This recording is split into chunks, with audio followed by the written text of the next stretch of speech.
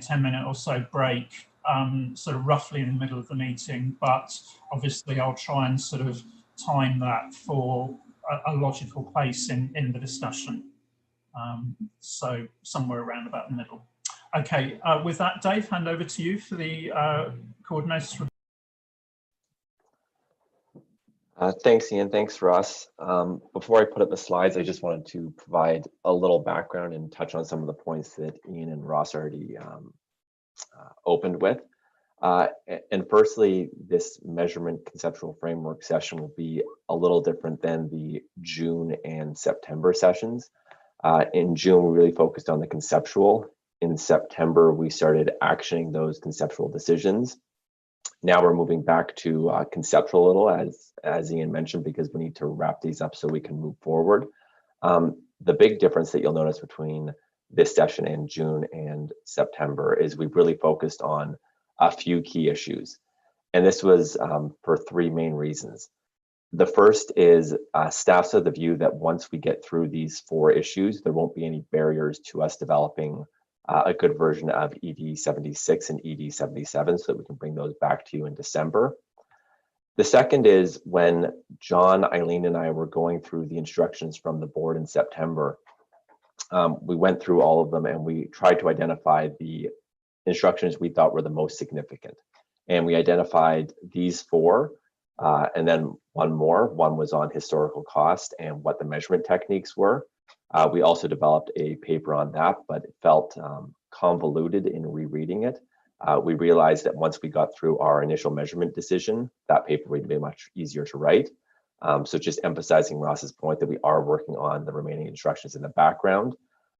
The other point to make on the instructions, if you went through the agenda item that outlined all the instructions, many of them are more straightforward. So they're very direct instructions and staff is very clear on how to action them. The ones we brought to you today are more challenging.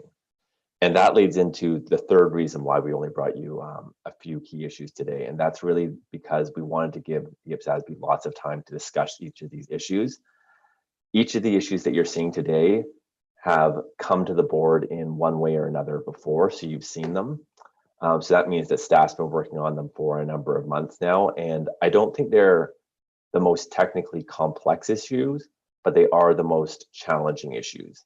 And that might be because we really focused on conceptual before, and now we're bringing you the practical answer as well on how this all fits together. It might be because terminology is very confusing. They've just been challenging issues for staff to wrap their heads around. But again, we really want to step back and really allow the discussion to happen today so that we get to a place where we can develop ED 76 and 77, so you'd have really good versions for December.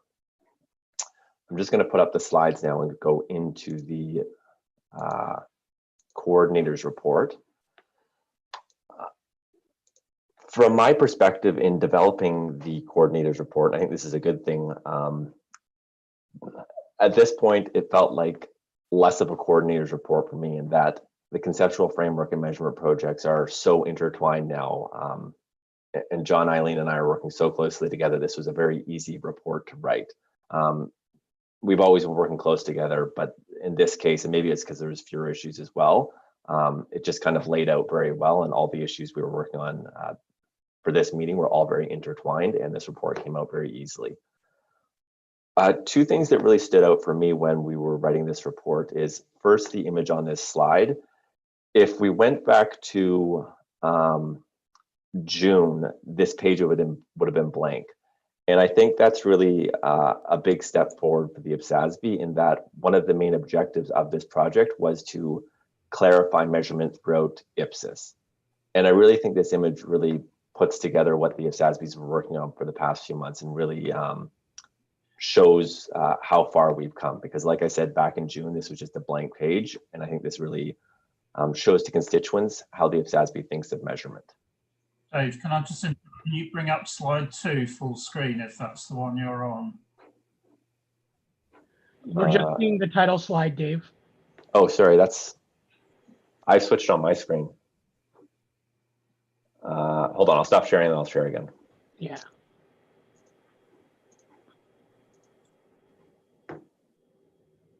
Is that better? Yes. Okay, apologies. The second point I wanted, so sorry, this is the slide. It was in your agenda items, and I was just making the point that I think the board's come a long way on their thinking on how measurement works in the public sector and IPSAS. And I don't think this is revolutionary, but I think it's evolutionary. And I think that's important because in the consultation paper, we indicated that we weren't looking to rewrite all the IPSAS. We were trying to bring all the guidance in IPSAS into one spot, so it was more easily applied for our constituents. The second point I wanted to make in the coordinator's report is, again, going back to the instructions, there is still a number of items left to do, but in consolidating all the themes that were identified by constituents in the responses to the consultation paper, I guess I was a little surprised, although I should have known this, about how many items the IPSASB has actually moved through and achieved. And we don't do this very often, but looking back, we really have responded to a number of concerns that respondents have raised.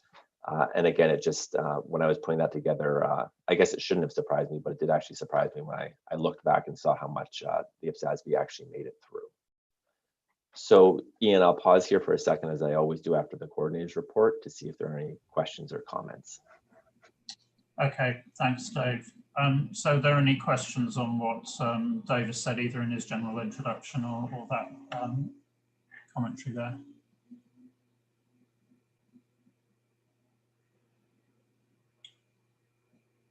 Okay, so I think we're good for you to move ahead, Dave.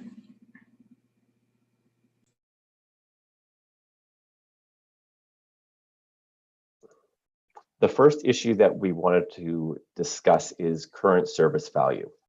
And I meant to say in my introduction, because some of these issues, or I think most of the issues are challenging and they've been to the IPSASB before, John and I, as we go through the issues, will provide a little more color in the background, just to remind the board how we got here, and maybe provide a little more color because the board doesn't necessarily see all of staff's thinking as we develop these issues. So with regards to current service value, the genesis of this issue really goes back to the consultation paper, and I guess was really identified in the responses to the consultation paper. And what we heard from respondents is they accepted that fair value was important to include in IPSAS, but the challenge or the warning that they provided was specifically fair value wasn't always appropriate to apply in the public sector. And the reason they indicated this is because when you apply fair value to property, plant, and equipment, it didn't always provide relevant information to the users of that information. So as an example, if a school is being operated by a public sector entity, knowing its fair value or how much it could be sold for isn't necessarily relevant information to financial statement users. The value of the service it provides is a more useful measure to provide those financial statement users. So all that being said, even though we've moved beyond just a measurement basis for property, plant, equipment, that is the genesis of this measurement basis. We're trying to develop a measurement basis that works for assets that are held for their service capacity or that are going to be used for service in practice. Now, this is the second iteration that the IPSASB has seen on this measurement basis. We brought it to you in September under the title current cost, and this was really just a small modification from the IPSASB current, or sorry, the IASB's current cost definition. In responding to members' comments, we've updated the title to current service value so that it more reflects what we're trying to measure in this measurement basis. And we've also expanded on some of the public sector aspects of current service value or the measurement basis to make it more applicable in the public sector. So because there's two recommendations here, I propose that we go through the recommendations one by one so that it's easier for members to provide their comments and easier for staff to respond. So I propose that we first look at recommendation A. The term current cost has been renamed current service value with principles refined for the public sector. Okay, thanks, Dave. So You have the recommendation in terms of current service value. Does anybody disagree with that development of the text from September? So I'm getting thumbs up from Bernard. Todd, you want to come in? Yeah, thanks, Ian. And I did struggle a bit with paper 1.2.2, and I don't know whether I can necessarily separate the recommendations. When I look at the way the current service value has been defined, it feels very much like we're down at a replacement cost sort of technique in my mind, the way that we're defining this measurement base. So I'm not 100% sure what my answer would be, but I wonder whether by using the term current service value, we are narrowing what we were talking about when we were talking about sort of a current cost type notion. So yeah, I felt it needed to be raised here, given that we've decided to sort of separate the two recommendations, because I'm not sure that the term does quite work, but I think it's more an issue when we get into perhaps the way that it's been defined and that sort of thing within this paper. So I'd have a question mark over whether this is the right term to use, but it's more wrapped up in the discussion that may come when we deal with the second recommendation. Okay, thanks, Todd. Can we keep it? I don't want to get into the discussion on the definition at the moment, because I'm aware there's a number of issues in that, and that's why Dave has proposed that we have that second part. We note the concern there. So Todd, what I'm going to do is just take a round of comments from members, and then I'll go back to you, Dave, at that stage. So Lynn, you want to come in next? So I was content with the term. I think though, because I think the notion of a current service value felt a good terminology, it felt a good term to me. I do agree with Todd, the way this paper is written, it's about replacement cost. And I do wonder when we get on to the discussion about value in use, for example, actually whether or not we need to look at how we are using the term and what it encompasses. But as a term, I did like the term. Okay, thanks, Lynn. And thumbs up from Mike as well on that, on the term, and Mark. So I'm sort of seeing support for the term and the sort of, if you like, I can call it maybe the ethos for current service value, and that it, you know, as something sort of public sector oriented. So if we can then say, well, okay, the census members are content with that sort of approach, but Dave, perhaps back to you in terms of Todd's comment about unintentionally narrowing down you know, what we're actually encompassing here compared with what we've been talking before. So Todd, my only response right now, and I've heard this from a few other members in their comment, is, and this gets into the definition a little, I don't really want to do that yet, but we tried to do too much in the definition, and maybe we should simplify the definition a little, and some of the points we currently have in the definition bring through in the lower paragraphs in the ED. So that's my immediate response. Maybe I'll see if the task force chair wants to come in on this as well. Okay, so David, do you want to come in at all, and then I'll open up for comments on the discussion around the definition. Okay, no, thank you. I mean, I think that my only point would be to agree with Dave that maybe it could be something to do with the way the definition is written, because if I read paragraph 19 of paper 1.2.2, for example, it actually says that the market approach is applicable under this particular cost measurement basis. It says that the cost approach is appropriate under this measurement basis, and in rare circumstances, even the income approach might be appropriate under this basis. So I don't think it's to do with what is available under the term current service value. It's probably the way the definition is written, and that's probably where we need to focus. Okay, thanks, David. That's helpful. So perhaps go back to you, Todd, at that stage, because those points are obviously responding to the point that you made. And then, yeah, go to you, Todd. Yeah, no, thanks, Ian.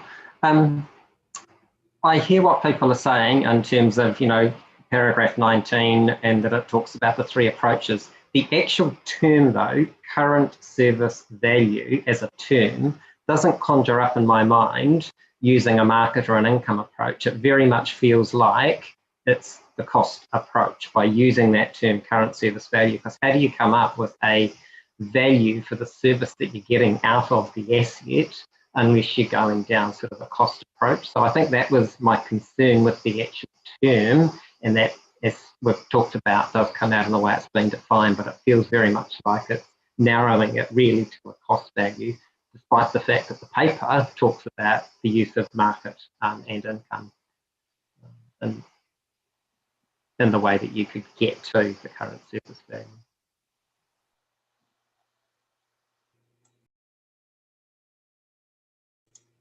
Okay.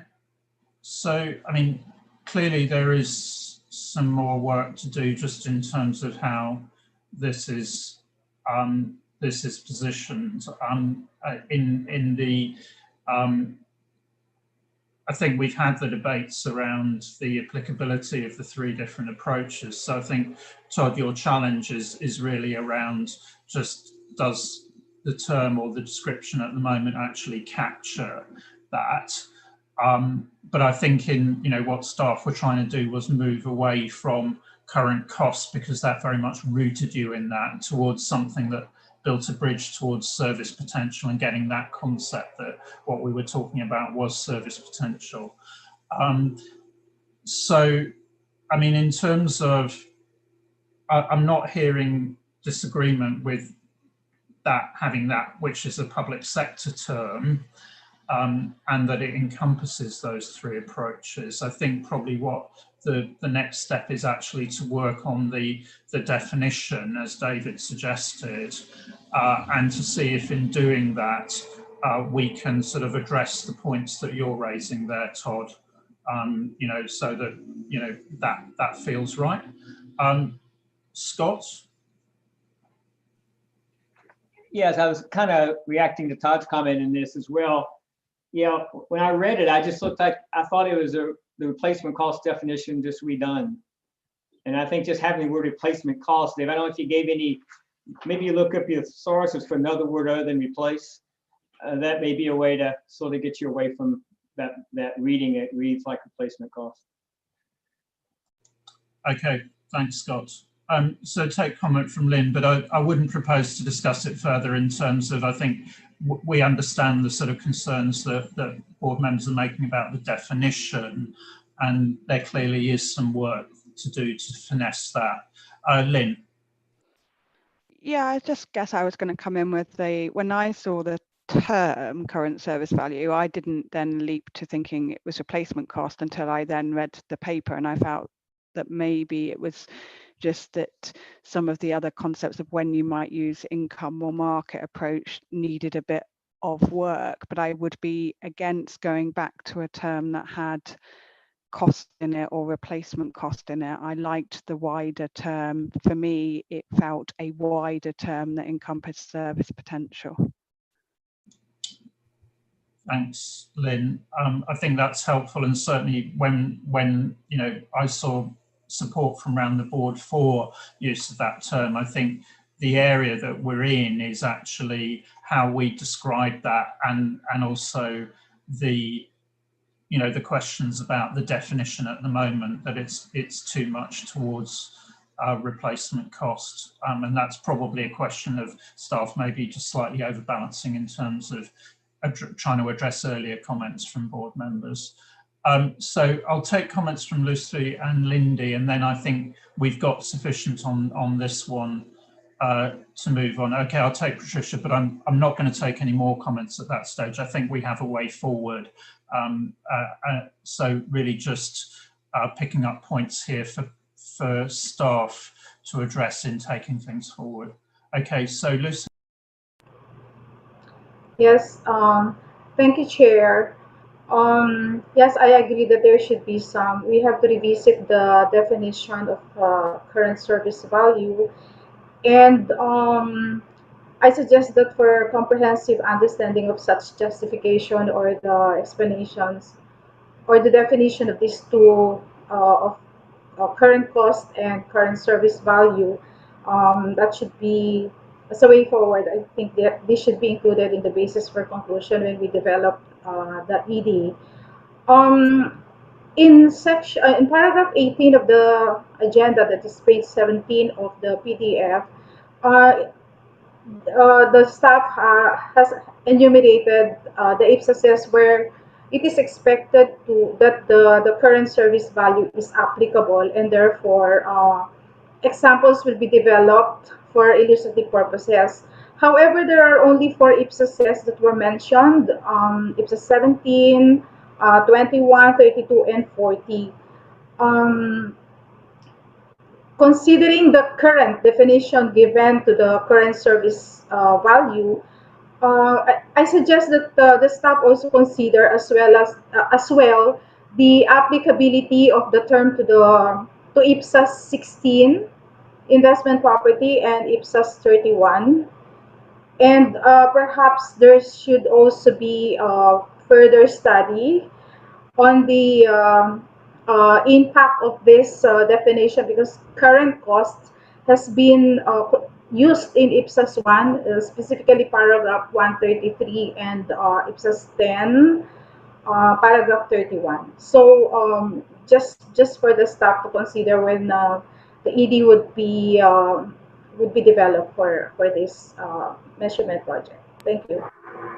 Okay, thanks, Lucy. And I think that reminds us that we will be talking about how we approach consequential amendments later. So thanks for that. Okay, Lindy and Mike, and I'm going to move us on. Thank you. So I agree with that we should have a public sector specific measurement basis. And I agree, you know, and I don't have any objection to this current service value. And I'm also with Todd that when we unpack the definition, I think that's where, certainly when you look at the techniques, where it actually looks like it's we calculating the same like replacement cost, but we just rewording the technique differently. So I think the discussion is more around how it is then defined and how the techniques will differ. Because I think that's where I'm also struggling. You know, how do you use specifically the income approach here if you're just measuring the service potential? And for me, really, it comes down to, is it just service potential in this model? But I think we'll get to that under the next discussion. Okay, thanks, Lindy. I mean, I think, you know, it does go back to the intent is actually to measure service potential here. And you know, then the question is, you've got a variety of techniques. How do you actually use those? And getting that to marry up with the definition is the challenge for staff, I think. Mike, final comment, and then we will move on to the next item. Thanks, Ian. I'm getting into details, so stop me if I shouldn't, because you said let's not discuss the definition, but I did have a question about use of the word requirement on paragraph 17.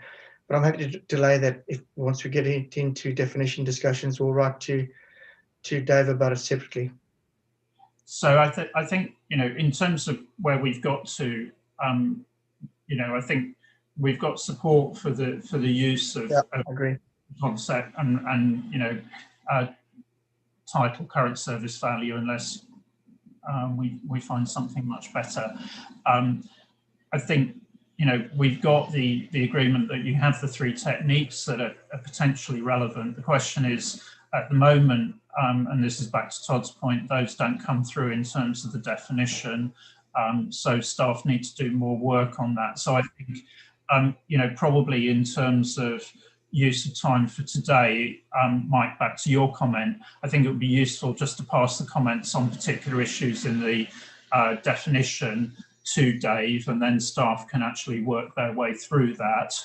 And I think that, I think then obviously we clearly are going to have another look at the definition once staff have worked through that. But I think that gives us a sense of, yes, support for this approach. We need to work through the detail, but that gives staff a way forward. Dave, are you content with that? Is there anything more you need on that at the moment? That works for me.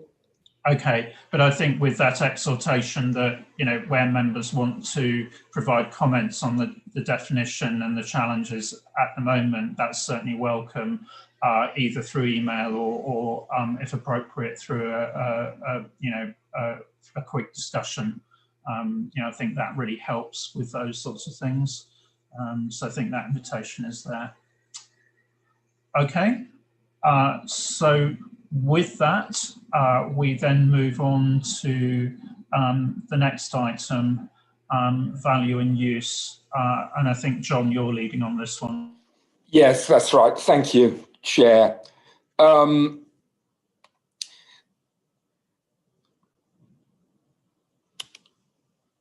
Have we got the slides up? Not sure. Sorry, John, I'll do that right now. Yeah, thanks, Dave. Sorry, Lynn, before John gets started, you had your hand was up? Yeah, we didn't do part B of 1.2.2 around model equivalent asset, did we? I think we only covered recommendation 1A, 2A rather. That's right. Right, switch back then. Apologies on that. So, yeah, you're right. Dave, just bring us back to that slide.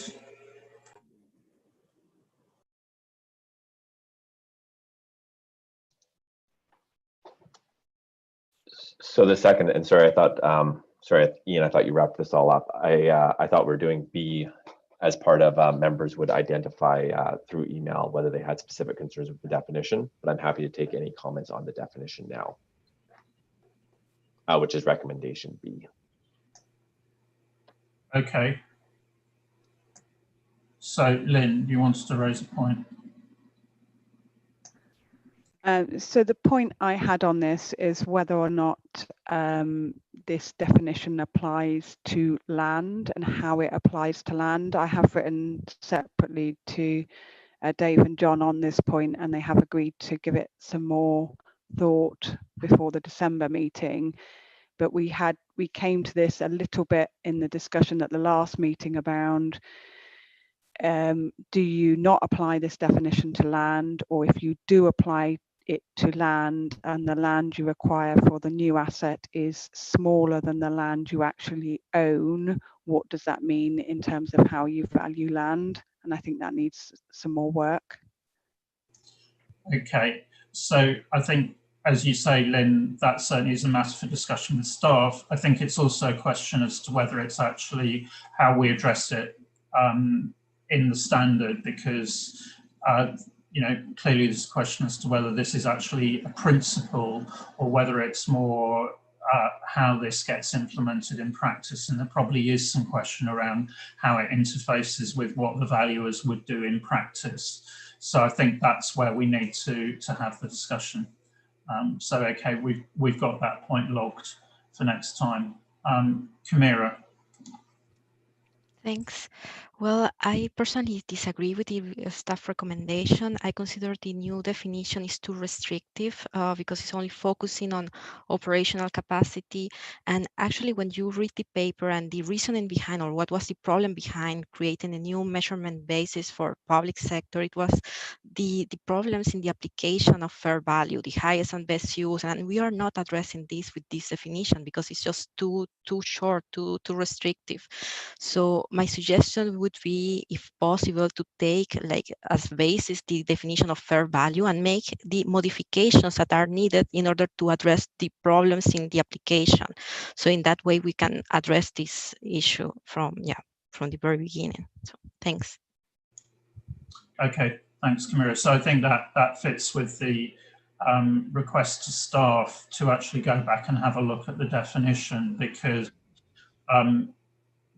that is quite an interesting way of looking at it. You know, go back to what the problem statement actually is, and I think we're fairly clear on you know, what we're looking for here, which is and the differences between current service value and fair value, and that's not a bad place to look at in terms of the definition. I think, you know, it's actually a question of striking the right balance here, isn't it? Because, you know, we've got the material on the measurement techniques, so we just need to get that balance right. Todd, I saw you thumbs up. So what I don't want to do is get into wordsmithing the definition at this stage. I think we're in danger of disappearing down into that. And there clearly is, I think staff have got a lot of good input. So I don't want to get into that at the moment. I think they need to go away and think, how do we reflect the comments that members have made? Patricia. Thank you. In relation to the modern equivalent assets, maybe the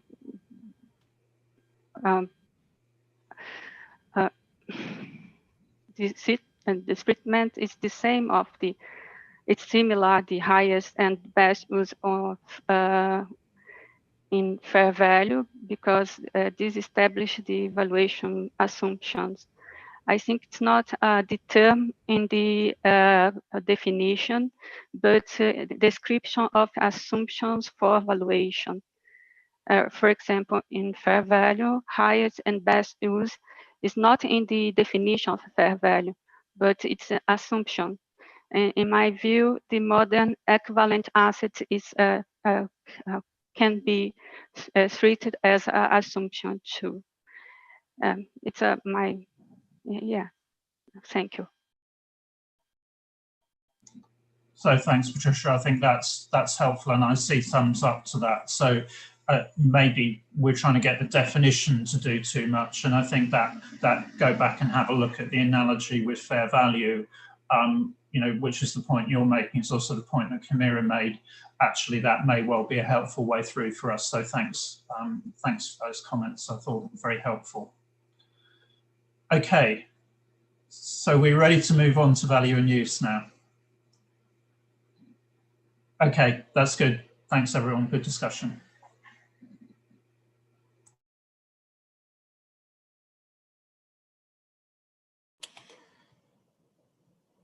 Okay, thank you.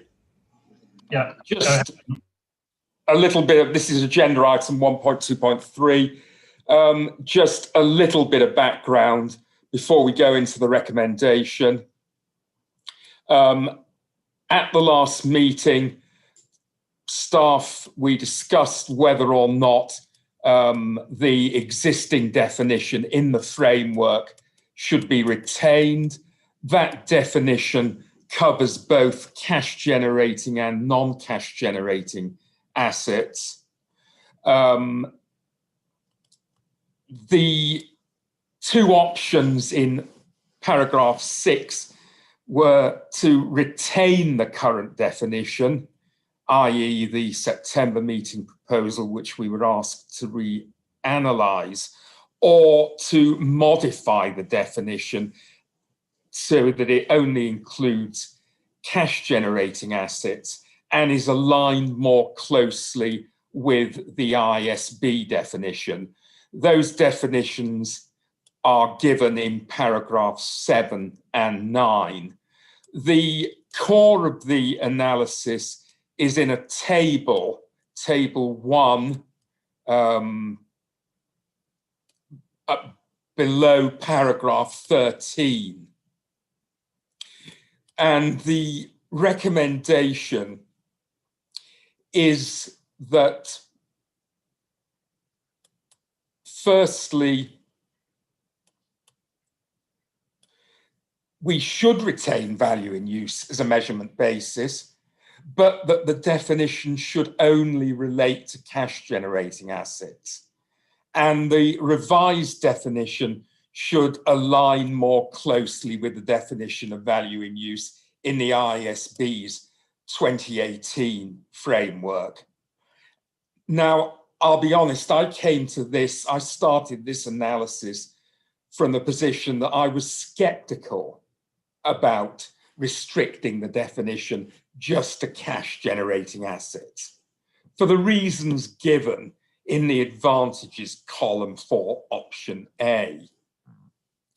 However, after some consideration and internal discussion, I was certainly persuaded that option B, that is restricting the definition to cash generating assets, aligning with the IASB, is more appropriate. And the main reasons for that, parking the issue of using terminology consistently with the IASB, which the consultative advisory group have emphasised in recent meetings, is that there is likely to be an overlap between value in use and current service value that we've discussed if we include non-cash generating assets within the definition of value in use. And it also provides considerably more flexibility in the approach towards impairment for non-cash generating assets. Were we to include non-cash generating assets in the definition of value in use, the likelihood is that you would be referring indirectly to current service value via value in use. It would be better when analysing impairment to consider the relationship between carrying amount, fair value less cost to sell, and current service value, rather than current service value via value in use. So at that point, I'll go back to the chair and throw that open to debate. Thank you. Thanks, John. So, I mean, this is the reason why obviously it sits alongside the discussion that we've just had on current service value, because if that is focusing on service potential and that gets us to that, which we didn't have in our literature earlier, arguably then, as John said, and now that IASB has defined value in use, it's better to go with that consistency, and it will help us with the review we're going to have to do on impairment. So I'll open up for comments at that stage. So really looking for people who don't agree with the staff analysis on that. So I have Mark first, then Lucy, then Camira. Generally, I agree, or I'm inclined also in with the recommendation that we should modify the value in use. So it's not that I disagree, because I see a risk that if we have an overlap if we keep a value in use for non-cash generating assets, and at the same time we have the service, the new, how's it called? Service value. Yeah, service, I have to get used to it. Then there's a danger of having an overlap, and I don't think this will be helpful for the stakeholders. Where my concern is a little bit, that is where we actually currently are using value in use for non-cash generating assets, which is IPSAS 21. And if you look how IPSAS 21 uses value in use, you will end up with three different approaches. One is depreciated replacement cost, restoration cost approach, and service unit approach. So if value in use will be dropped, then we will have the new, the current service cost term, and this uses currently, as we heard, three different approaches, which is market approach, cost approach, and in rare circumstances, income approach. And I worry a little bit that it won't be possible then to maybe use these current approaches in IPSAS 21 anymore, or that we create unintended consequences. I think it goes back a little bit to the previous discussion we had. I think it's very relevant and important to know how we want to use the new term, current service value. What does it mean? Which approaches can be used? Because just give you an example, I mean, the income approach currently as defined really relies on cash flows. However, in IPSAS 24, we would have the service units approach currently wouldn't fit in any of these three approaches, and especially also not the income approach. So I think we should really go back. We can take this decision to say we won't use value in use anymore. I'm fine with that, but we have to be very, very clear how we want to use. And I think it can be looked at together, but we've previously decided we have to really look well how current service value looks like also on the level of the techniques. Okay, thanks, Mark. So I'll just continue with the round of comments before going back to John. So I've got Lucy, Camira, Todd, and then Lynn. So Lucy, to you. Yes, thank you, Chair. I'm going back to the paragraph 11, where page 23 of the PDF. And as mentioned there, and I agree with John that the application of the value in use at standards level in our literature is currently limited to assessments of impairment losses.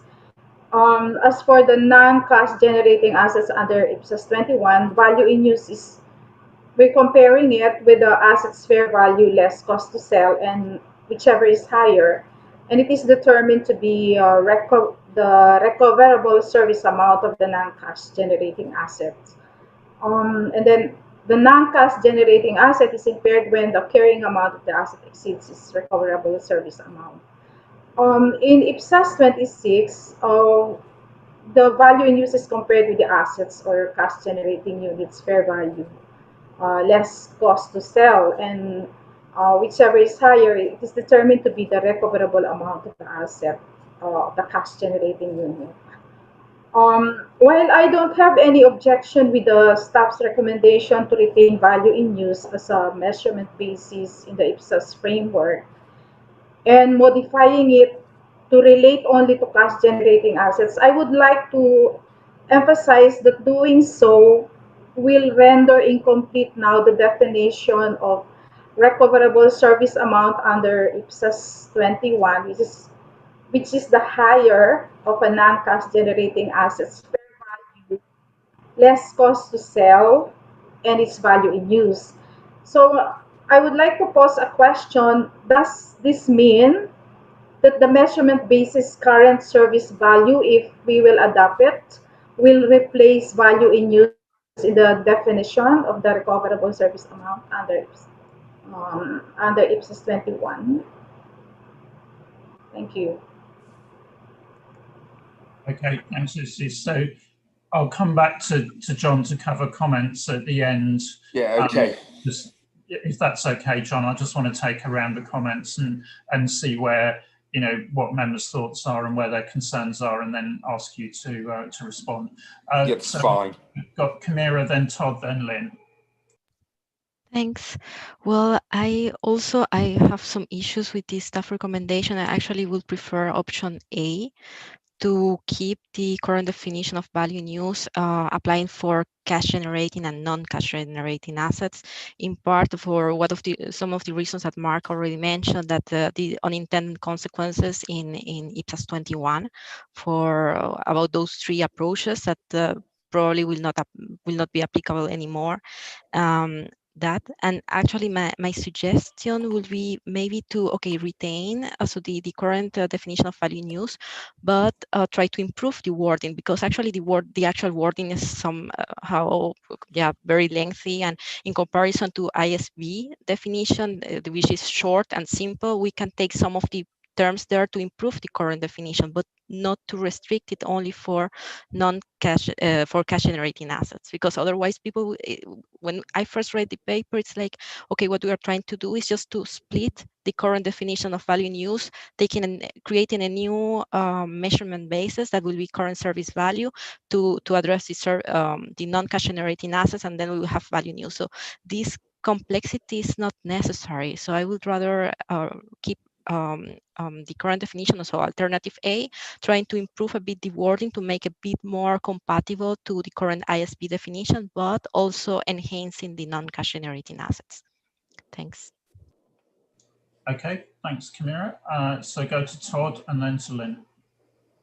Thanks, Ian. I think, like Mark and Camilla, I do have some concerns with what is proposed here. And I sort of started out wondering, well, what is the problem that we're trying to solve here? I think we have a good understanding about the use of the term value in use in our literature currently. So we do talk about value in use for cash generating assets, value in use for non-cash generating assets. And I think that concept comes through. If there is a concern with the definition, we could split it. We could have a definition for value in use when it comes to the cash generating and a value in use when it comes to non-cash generating. Potentially, that may be one thing that's worth thinking about if that is one of the things that we're trying to solve here. But I was certainly very worried about what it would do to IPSAS 21 if we accepted the recommendations. So that was a big concern for me. Also, just from the conversation that we've had today, I think there's a bit more work to do on what we really mean by the current service value, and if that work does result in current service value sort of being the public sector equivalent of fair value in the IASB literature, then I'm not sure that just slotting in the current service value in place of value in use in a non-cash generating asset sense is going to quite work. So I would be very cautious when it comes to the recommendations, sort of the bullet points 2 and 3 of the recommendation. Happy that we need value in use, but not limiting it just to cash generating assets. Okay, thanks. So, I mean, I think we've got to be very careful with, as you say, there's a lot of interrelated parts here, and some of it, I think, is actually, we've got to actually see what this looks like, particularly around current service value, bearing in mind the earlier comments, because it does have an interaction on this. And clearly I'm picking up the concerns that members really want to look at this in the IPSAS 21 context, you know, before coming to a final decision. So I've got Lynn and then Lindy. So I was going to make pretty much the same points as Mark, Camilla and Todd have made on this. When I read the paper, I was in favour of option A. I didn't feel that the weight that had been placed on the consistent definition with the IASB framework was that helpful here, because I thought you could easily adjust your terminology to have value in use dash cash generating assets, value in use dash non-cash generating assets, or something that used the term for cash generating assets on a consistent basis, but continue to use the term on the non-cash generating assets as well. I feel that we do need to explore how this, when is value in use used in practice, and it is generally in the impairment standard. But I also felt that we were potentially going to the sort of moving to a place where current service value was going to be the answer to everything.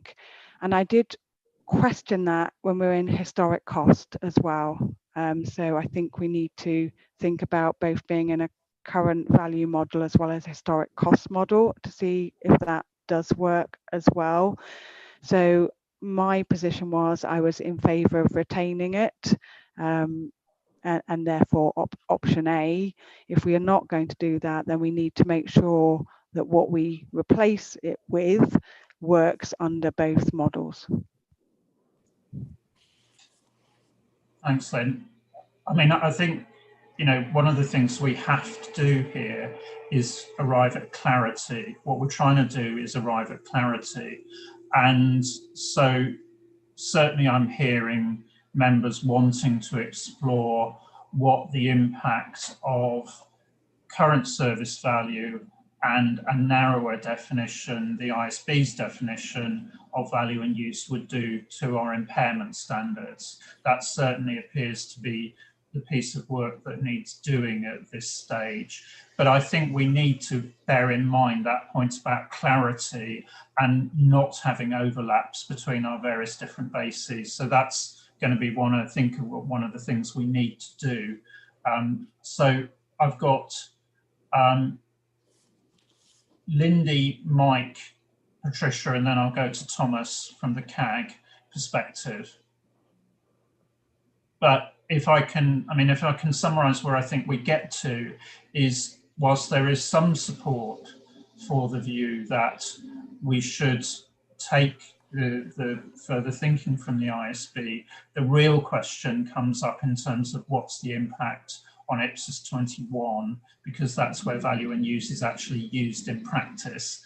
And I think that, in summing up, we're going to have a look at that as the next step.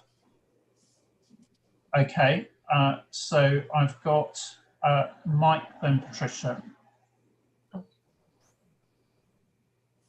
So thanks, Chair, and I'm wondering now whether what I'm about to say doesn't confirm what you just said, because when I first read the paper, I was behind John. I thought if we try to get a closer definition of value and use to the one that's used by the ISB, then that's a good thing.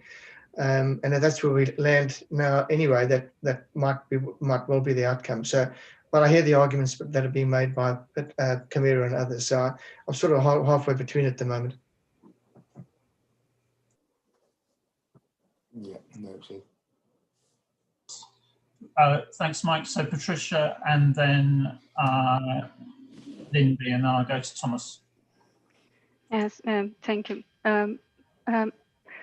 I followed the recommendation of the staff because I think there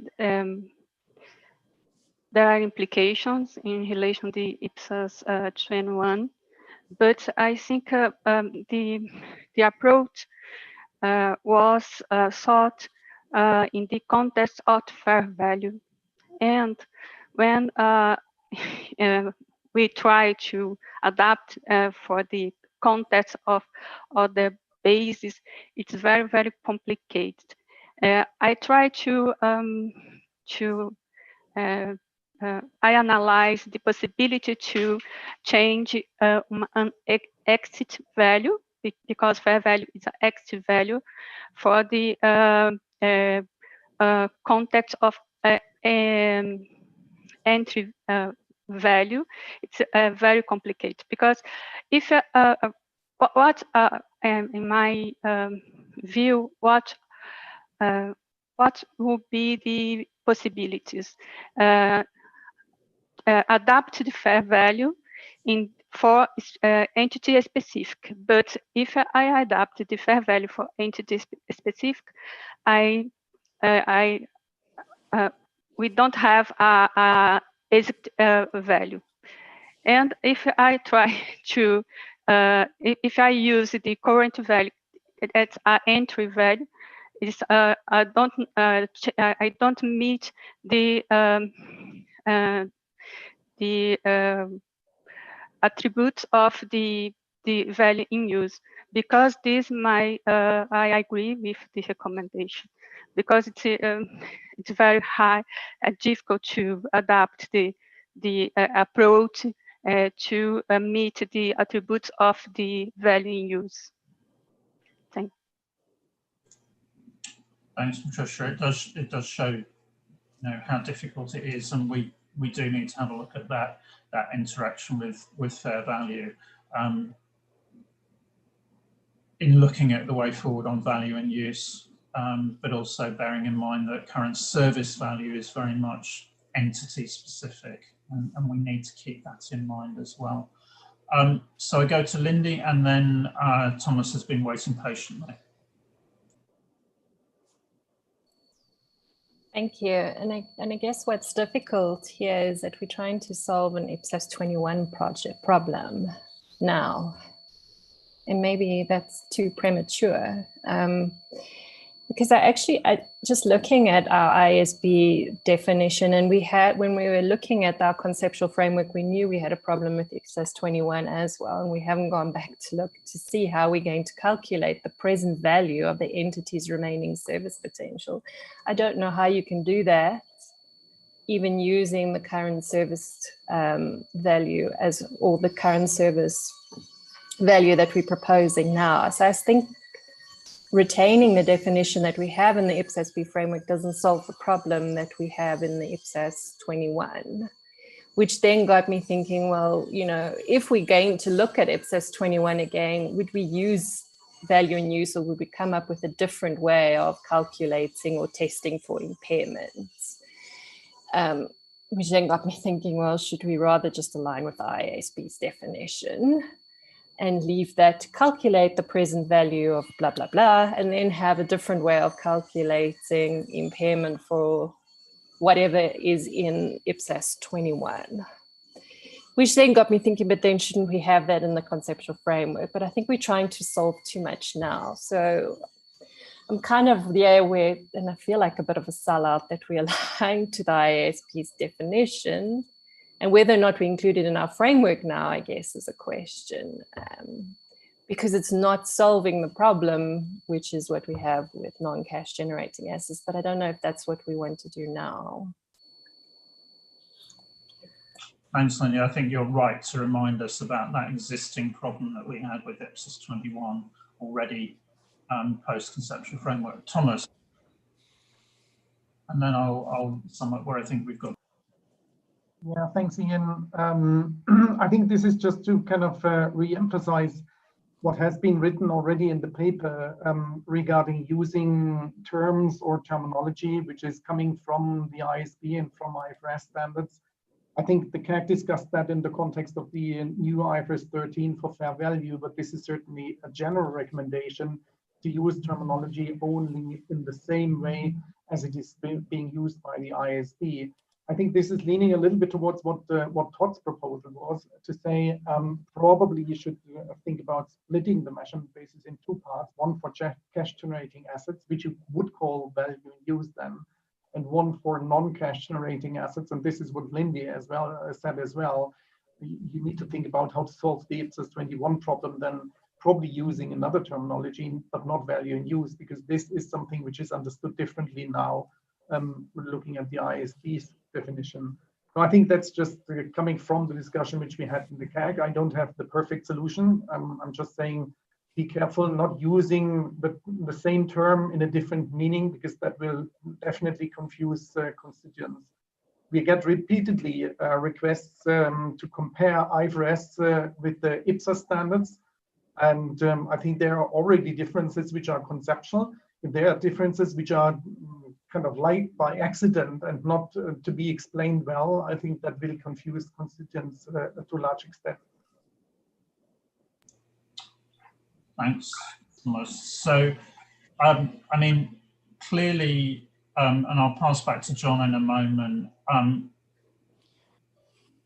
members are going to want to see how this works out in the context of IPSAS 21. That's where we already have a problem, and we are going to have to do something about IPSAS 21. John, any general observations? And I don't want to go into detail on the IPSAS 21 point, because clearly we are going to need to work our way through that. And I think the board is going to need to see a paper on that. I think that is absolutely clear. Any general observations at this stage, and then I think we've got enough that I can sum up and go forward. Well, without going into any detail, we need clearly to look at the impact on IPSAS 21, how current service value might apply in IPSAS 21, and the impact on the three techniques that Mark's mentioned, which at the moment are the techniques used to determine what we call value in use of a non-cash generating asset in IPSAS 21. I thought that the idea of a split definition that had Todd mentioned, Thomas mentioned that in his CAG perspective, I think that that's certainly worth looking at. And lastly, Lindy's point I would emphasize.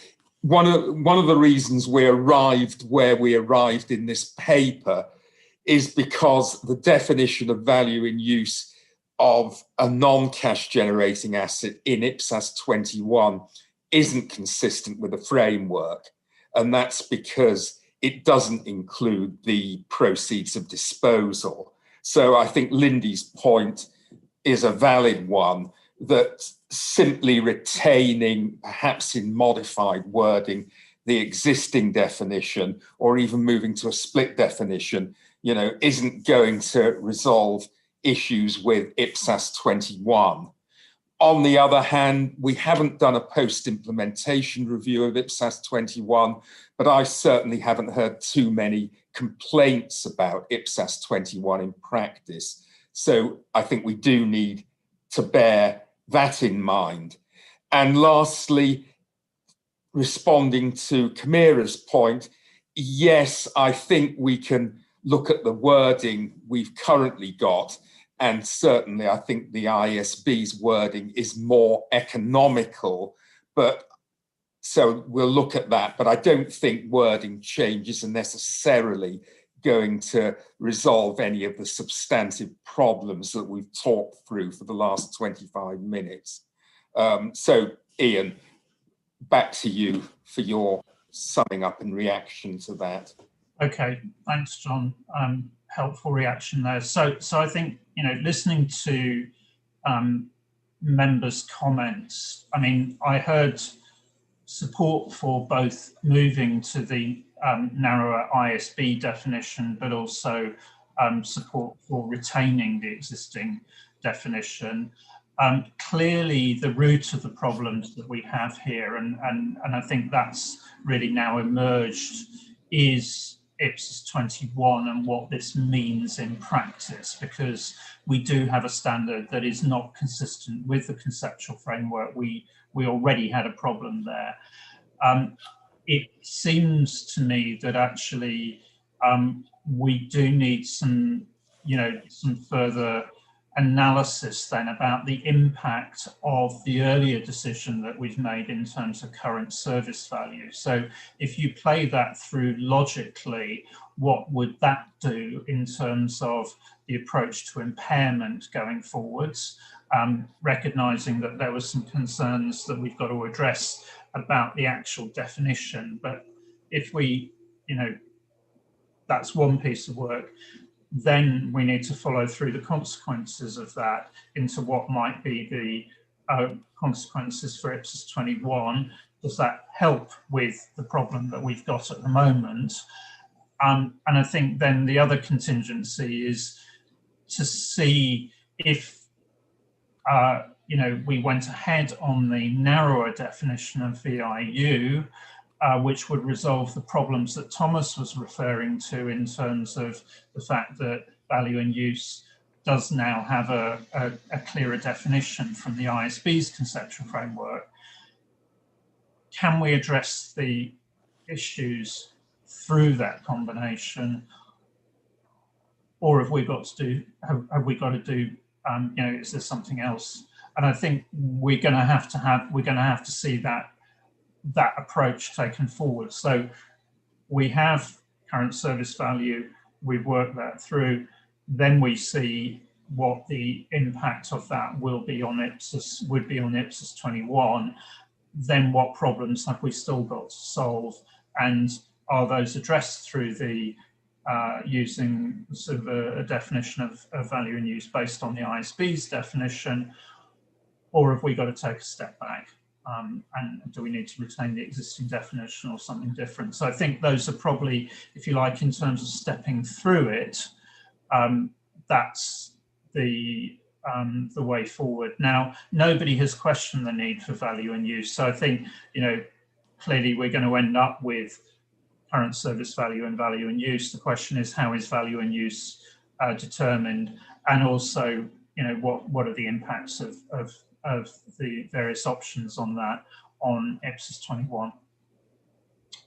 Okay, so we will need to see a further paper on that next time round, focusing on IPSAS 21 and you know, the impact of those options. Okay. Okay. Yep. So I think, again, a good discussion on that. Then I think we move forward then into, Dave, the next paper. So the next paper is depreciation and impairment. There's not a whole lot of background to provide on this paper. This issue came out of the September discussion where staff drafted guidance for historical cost and included some discussion on depreciation and impairment. And I can't remember who or whether it was multiple, but board members indicated this might not be the most appropriate place for the guidance, as depreciation and impairment also relate to current value measures. So what staff recommends and what we've actioned in the draft ED is we've moved the discussion on depreciation and impairment into the core text and made it applicable to the historical cost model and the current value model.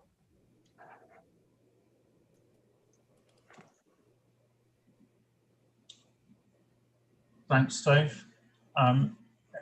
Anybody disagree with the approach that staff is proposing on this one?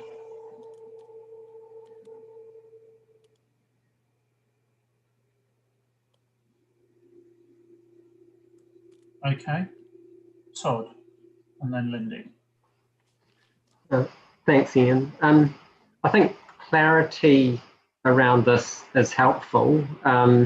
Certainly when I looked at some of the drafting that was suggested for the proposed standard, I had some more detailed comments there. It did make me wonder whether this is an issue that needs to be addressed in measurement or whether it sits best in the individual standards. But that's geography, I suppose, and the key thing is clarity, that you do apply depreciation, amortization, impairment, those sorts of concepts under both historical cost type models and current value type models. So the key thing is the clarity for me. Thanks, Todd. Lindy. Thank you. So I guess I was the same as Todd. I thought the clarity was useful. It just felt out of place in the measurement ED. I actually thought maybe it's a conceptual framework, maybe high level discussion, or it's in the individual standards. But again, as geography, I just felt a bit odd in the measurement, because that was really about applying measurement bases rather than this concept, really. Thank you. Thanks, Lindy. I mean, I think you're right. It's gone backwards and forwards, to be honest, as we've gone through this, hasn't it? And the majority of the guidance then is elsewhere, isn't it? I mean, depreciation is in the other standards, impairment is in the other standards, and I think therefore it was actually really just underlining the point for constituents here to provide clarity and then to signpost them through to the other standards. So I think if members are okay, we leave that, just that very brief signpost here from a point of view of addressing the clarity point, but make it very clear that the guidance is elsewhere and go there. So it provides clarity on measurement, but by signposting elsewhere.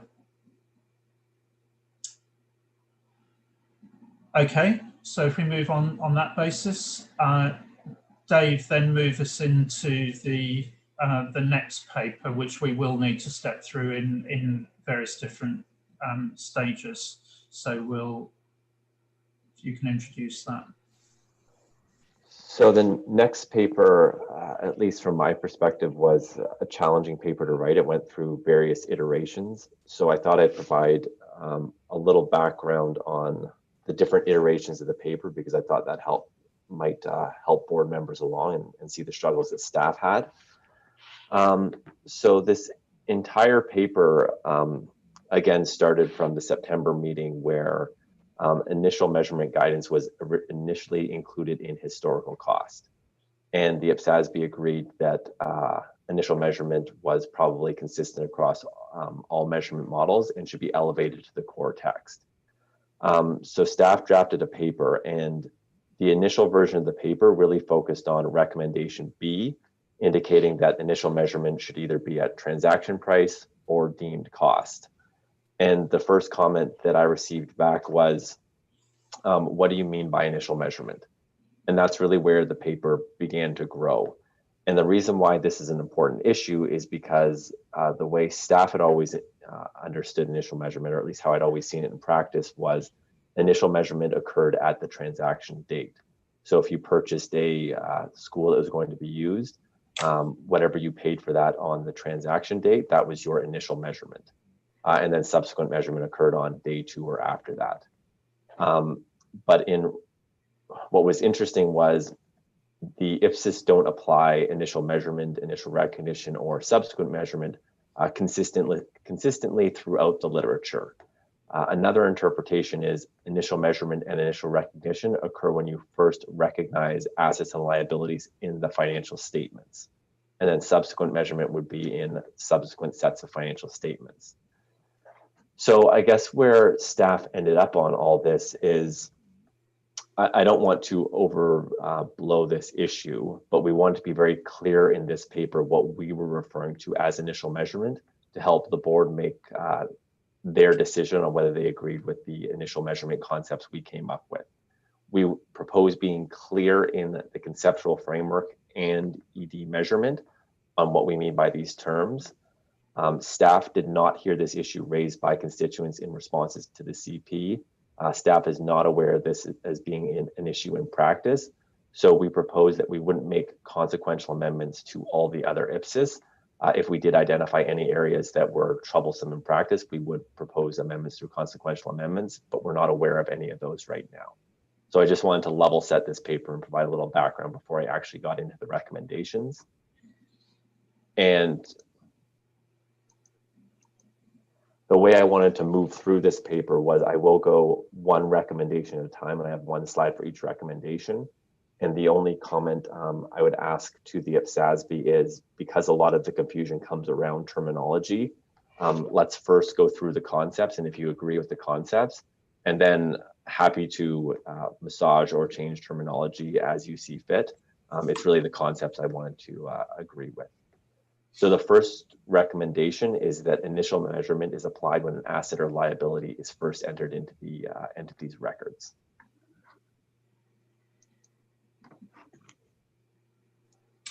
Okay, thanks, Dave. So anybody disagree with that approach that you've outlined there?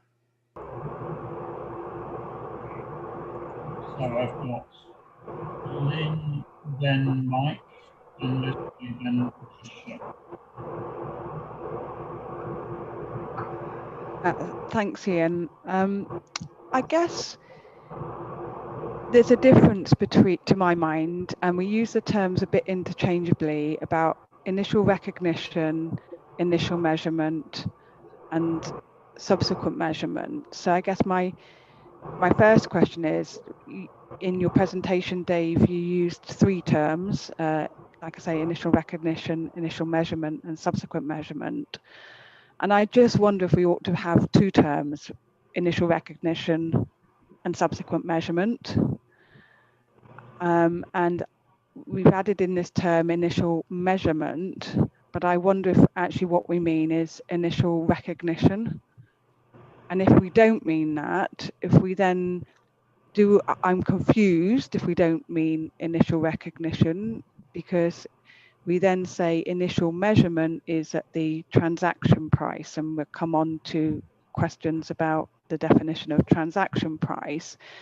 But when I read the paper, I felt that I could have read the paper saying you initially measure at transaction price and you don't remeasure if you're on current cost model until the date of the financial statements, whereas I guess I come from an environment where you initially recognize that transaction price and then you immediately subsequently remeasure to a current value almost on day 2 or the same day. And I wasn't clear in this paper how long I stuck at initial measurement for and whether or not I agreed with that term. I personally struggled with it. I think it would be helpful if we just dealt with clarity on terms at this stage before I take the round of comments, because certainly I shared Lynn's concern when I first looked at this, and I had, as a member, I had to go back to the framework, and that was when I realised I'd actually been talking about this wrongly, if I'm honest.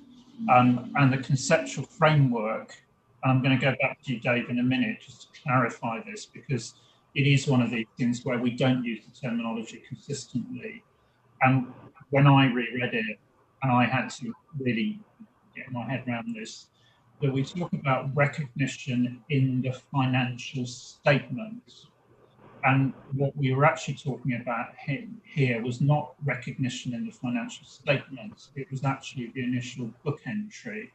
And I think, Dave, and I'm going to go back to you in a minute, that was why in the end you opted to use initial measurement as the term here, because it was actually the physical, what do you do in terms of recording the transaction rather than during the year rather than in the financial statement. So Dave, back to you for clarity on that. And David, I might also just ask you as task force chair if you can clarify that, because I think it is really important we get ourselves rock solid on this. Dave, back to you. So Ian, I would agree with your summary. There's inconsistency with how we apply these terms within the IPSAS literature. IPSAS literature uses initial measurement, initial recognition, and subsequent measurement. And to Ian's point, they are used interchangeably. And one struggle we had, and I think Lynn, you kind of alluded to this, and Ian, you kind of alluded to this, is the IPSAS relate to developing financial statements, and it's challenging to not provide guidance on entering into accounting records or using your accounting books, which is different than your financial statements. David, I don't know whether you have anything else to clarify as well. No, I think you've explained it well. I mean, I can understand Lynn's point, but it does go back, I think, to this interchangeability of the use of initial measurement and initial recognition. And sort of thinking of it from, you know, in my last civil service posting, I mean, the first thing you do when you get something is you enter it into your books. And you normally enter it into your books to start with at either the price you paid for it or a deemed cost if you didn't pay for it. And then at some stage between that date and the date of your first set of financial statements, when you have to recognize this transaction, if you're on the current value model, then you will assess whether you need to revise what you've entered it in your books at initially, whether you need to revise that amount for what you will report at the recognition in the financial statements. And we're trying to get that clarity on what you're doing. Thanks, Dave. So I just want to go back to Lynn to see if that helps the understanding, because it's really important that we get that difference between when you first put it into your records and when you first prepare your separate accounts and the terminology. Are you correct? So we might end up coming back to it on the recommendation C here, but I disagree in some respects that you wait until the end of the financial period to decide if you're then going to revalue. In my experience, I totally agree that you recognize a transaction price, but then if you are under the current value model, you will then pretty much almost immediately move to the current value and not stick at transaction price.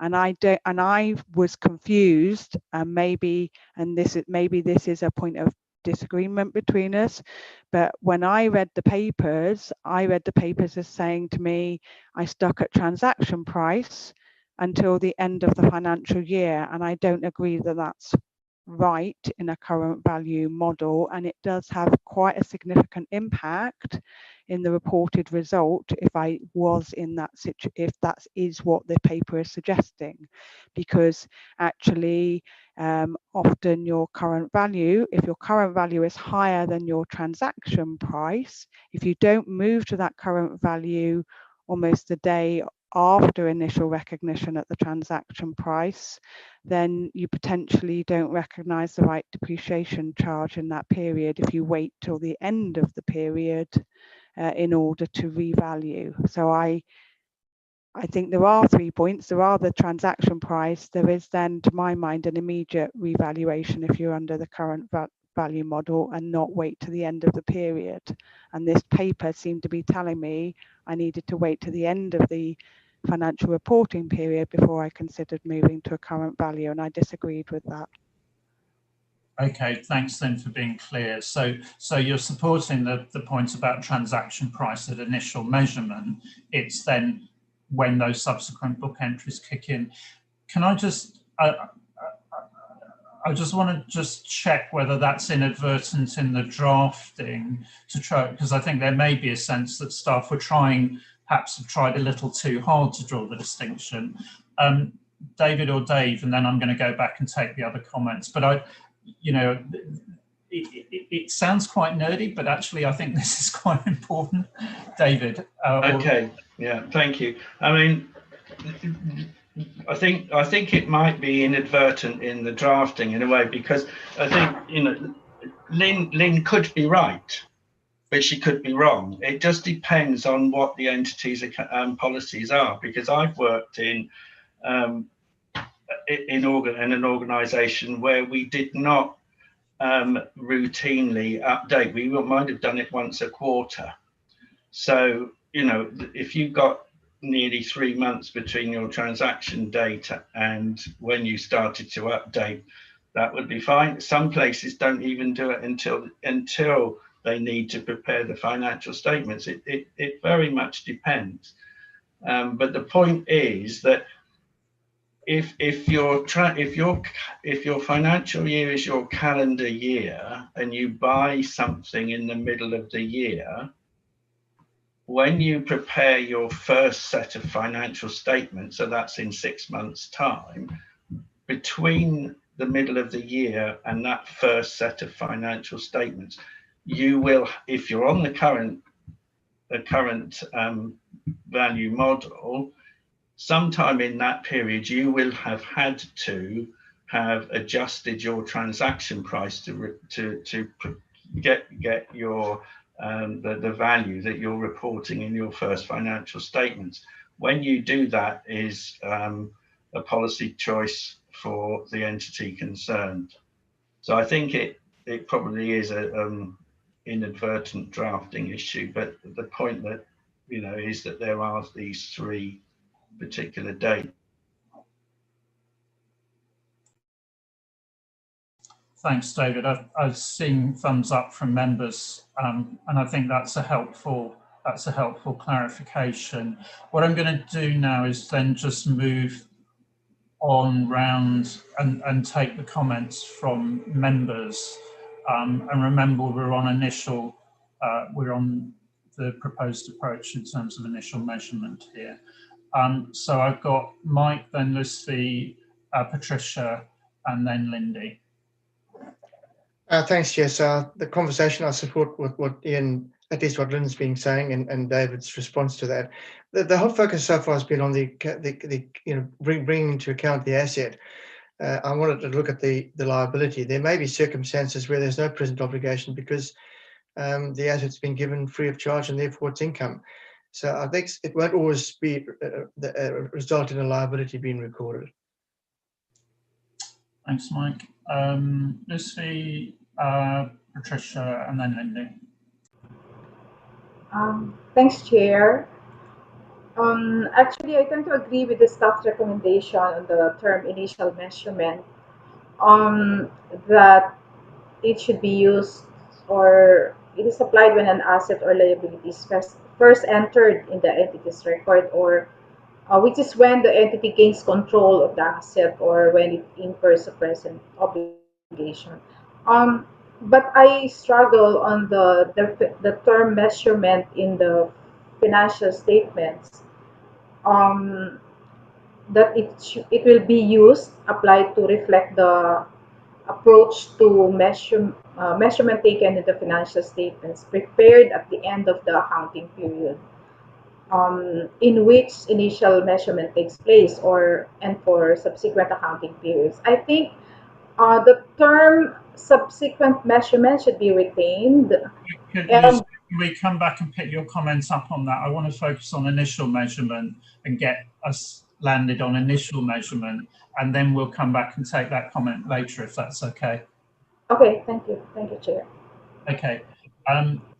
So I've got Patricia and then Lindy. Thank you. My point is according to the recommendation of the staff, the entity needed to use two different units of account. One is a transaction and one is assets and liabilities, because the IPSAS measurement the focus on in assets or group of assets, liabilities or group of liabilities. I think it needs to clarify how to conciliate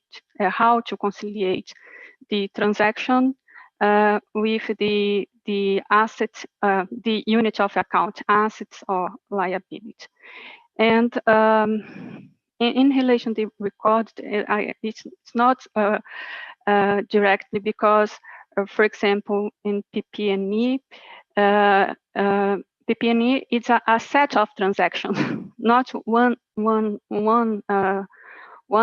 transaction. And sometimes the transaction give origin assets, for example, inventory, and then the inventory, when the inventory are consumed, this composite the cost of the PP&E. And I think it's complex. I think it's possible. It's complex.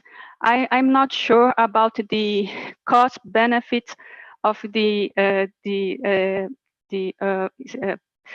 elaborate a standard to conciliate the IPSAS measurement and individual standards, because I think it's needed to clarify when transaction, how the connection between transaction and the criteria of initial recognition. And I'm not sure about the cost of benefits of implementation too. Normally, the transaction is classified and, for example, transaction relation service are classified with the expense or with the cost of the inventory, for example, in the moment that I recorded the transaction. I'm not sure about the cost of benefits, but I think it's possible to conciliate. Okay, thanks, Patricia. I mean, I think, you know, what we're trying to do here is actually sort out our terminology. Back to your point, is actually it may not actually make much difference what happens in practice at an actual bookkeeping level, but it's actually about us being clearer within our literature for the points that we move on. But I think your point, and I think there is an instruction to staff in that describing this, we need to reflect that reality that, you know, either it may be something that's bought that's inventory and then it becomes PP&E, or that PP&E may be acquired in stages and so on. So that certainly needs to be brought into or reflected appropriately. I've got Lindy, and then I'm going to take Thomas and then go back to staff, and then we'll break. Thank you. So I fully agree that we have initial measurement and subsequent measurements. I think the challenge, though, on initial measurement is the way we've written it. So I agree that on initial measurement, it could be the transaction price, or where you don't have a transaction price, it's a deemed cost. But that's only when the standards allow you to record it at a transaction price, which is Lynn's point, because in biological assets in IPSAS 27, your initial measurement is at fair value, not the transaction price. So there are standards that are already requiring you to measure initially at something different to the transaction price, which is not, I think, what we want to call deemed cost. So I do wonder if we should say something like the initial measurement is the transaction price, and if you can't determine it, blah, blah, blah. But then there's also, or as in accordance with a specific standard, because we do have that already in our literature, which on initial measurement, it is either fair value or it is, you know, in our standard on employee benefits, it's not transaction price. I think we do need to cater for that nuance where it's not that you're on a current value model, but the standards require something quite specific. Yeah, let me leave it at that for now. I have another comment. Thanks, Lindy. I think that's helpful to provide that instruction to staff that we need to nuance it in that way, and that will be consistent with the way that we deal with it in other standards as well. So Thomas, and then I'm going to go back to staff, and probably John, I'll go to Dave first and then back to you, if that's okay, as Dave was the sort of author on this paper, although I know you put in a lot of effort. So Thomas first. Yeah, thanks, Ian. Might be a side effect or a side topic, but just to ask Dave to look after it. I think what you all the time discuss in kind of an ongoing accounting scenario. I think we also talk about initial measurement in a first-time implementation scenario, and the question is just whether this has also been considered, because if I look at recommendation A, this is certainly not covering the first-time implementation scenario, because the initial measurement in these cases does not happen when an entity gains control, but it is happening when it's for the first time recording an asset in an asset register, as you said, Ian, when it's coming to the books for the first time. So I'm just wondering whether this the two scenarios are covered by initial measurement, or whether IPSAS 33, I haven't been able to look it up actually, whether the IPSAS 33 is using the term initial measurement as well, so that we need to be clear in our wording here. I think, yeah, just to add a little bit complexity. Thank you. Sorry, sorry for that. You can have a break now. So Dave, back to you. Yeah, back to you. To answer Thomas's question quickly, I guess either we can take it away, or I know David has views on this, so I'll let him come in if he wants to say anything. Other than that, I don't have much to say, except thank you to members. This was a complex topic, so your views will be taken into account as we update this going forward. Okay, thanks, Dave. I'll go to, well, I was going to say, Dave, I was going to go to John and then back to you, David, if that's okay, just around. So John and then David. Yes, just to note that both the IPSASB and the IASB frameworks talk about a process of incorporating in the financial statements. So both frameworks are actually silent on what you do in terms of the underlying records. I think the issue is the one that Lynn's pinpointed. At what point do you make adjustments from whatever the transaction price is? Or going to Lindy's point, there can be cases where in order to meet the objectives of measurement and the broader objectives of financial reporting, a transaction price is not useful information, and therefore the standards mandate another measurement. And Lindy's quite rightly identified IPSAS 27, agriculture, and IPSAS 39 of instances in our literature where that's mandated. There are a whole host of examples in the financial instruments literature as well. So just to note that point. Thank you. Thanks, John. David, and then I'll sum up and then we'll take a break.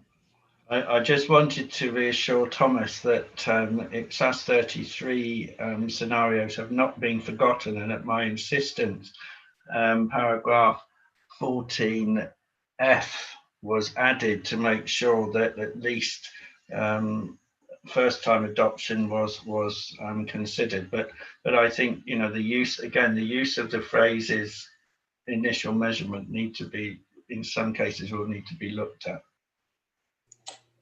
Okay, so thanks for that, David. So, I mean, you know, really the reason why we're having the debate, I think, is to get our terminology precise and right, and that is a consequence of the fact that we're now drafting a standard rather than having a discussion in a conceptual framework. So in terms of the terminology going forwards, if we adopt the term initial measurement, then there is some additional discussion that needs to be included, which would address Lynn's point in terms of at the moment it's too stylized in the terms of how it's dealt with, because that remeasurement, and we'll come on to what that's called and so on, could occur during the year as much as at the end of the year when you're actually preparing your financial statements. There's Patricia's point, which is about the fact that this may be a process over a period because you may be acquiring an asset in stages and so on. So that needs to be brought into the analysis.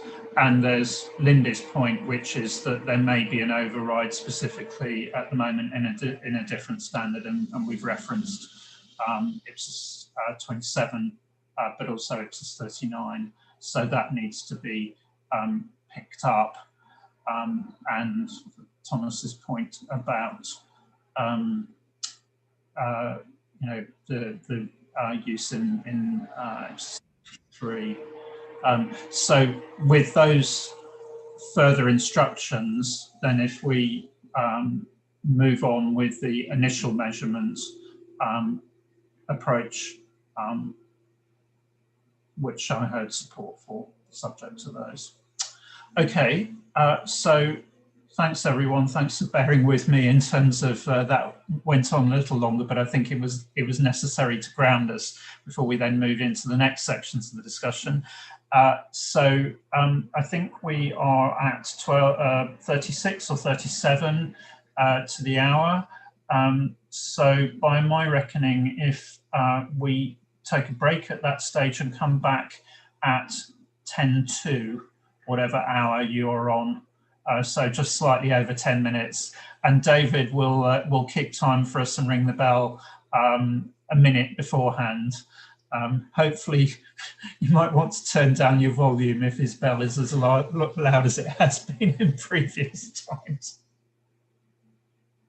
I need to wake you up, you see. Well, that depends. I mean, that might be more of an issue for Todd, I think, and possibly Mike, actually. But Todd's keeping up pretty well, I think, at the moment. Okay, see you shortly.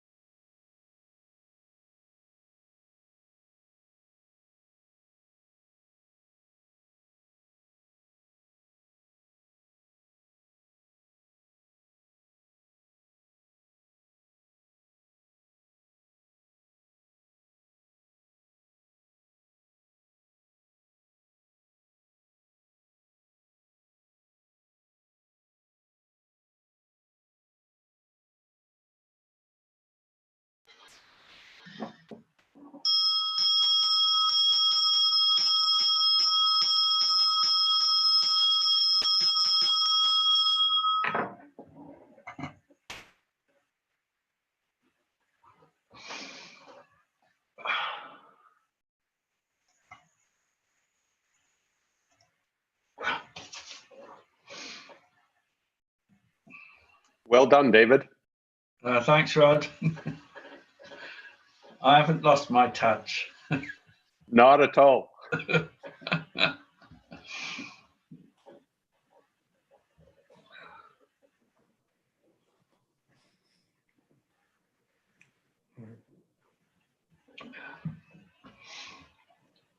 I seem to have lost a chairman, mine, but there we go.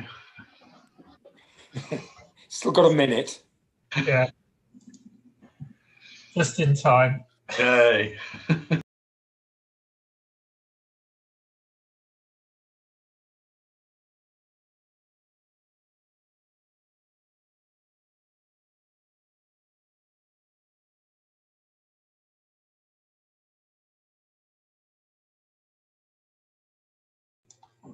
And Sharon has a cup of coffee, so that's one of the most important things, as I see Lynn does and various other members do.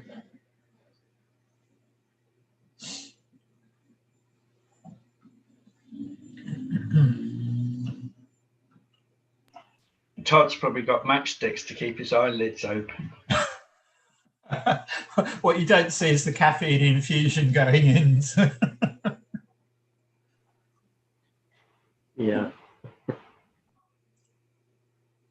I should say we looked at the timings for December, and thanks very much to Todd and Mike.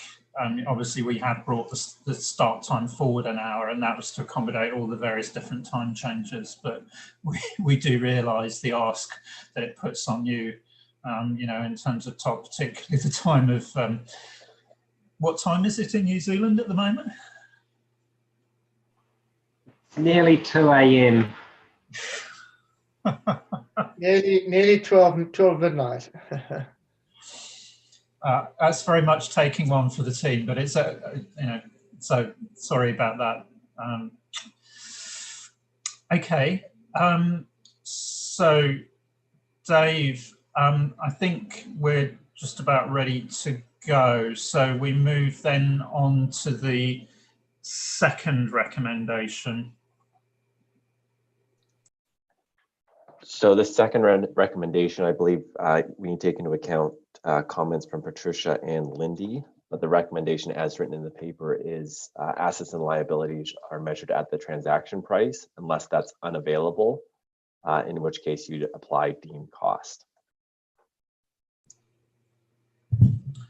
Okay, thanks Dave for relocating us. So yes, as you say, the points from members on the first discussion will impact in terms of how that's expressed. Any comments on that?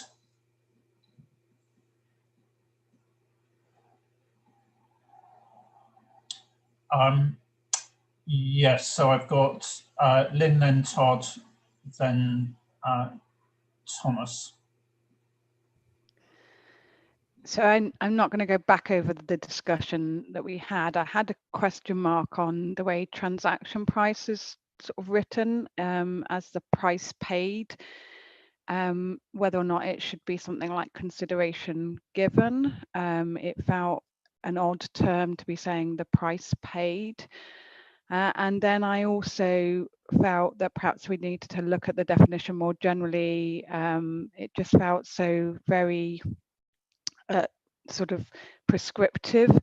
So is that gross or net of discount? Would you discount that price in any instance, or is it the consideration given? What about consideration given over a period of time? Do you take the time value of money into account? So I think that if we're going to use transaction price, we need to look at how we're describing it. Okay, thanks, Lynn. So I'll take comments and then go back to staff. Todd? From me, just a fairly small point. I think in reading through the paper, what we were talking about when it came to a transaction price, it came through fairly clearly in the paper that was when we were in an orderly market situation. And I think that's where transaction price is used rather than then talking about where a transaction price isn't available. So you've got a transaction price in an orderly market. Otherwise, you're into this deemed cost notion. And I very much liked the paragraph 14 points A to F. They sort of all made sense to me. So just a small point. Thanks, Todd. So Thomas, and then back to Dave.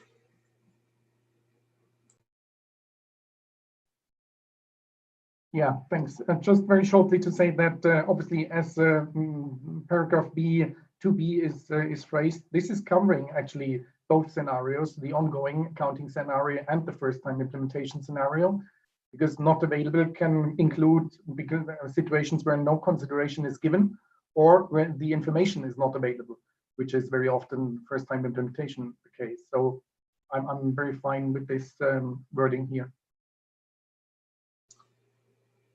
Okay, thanks.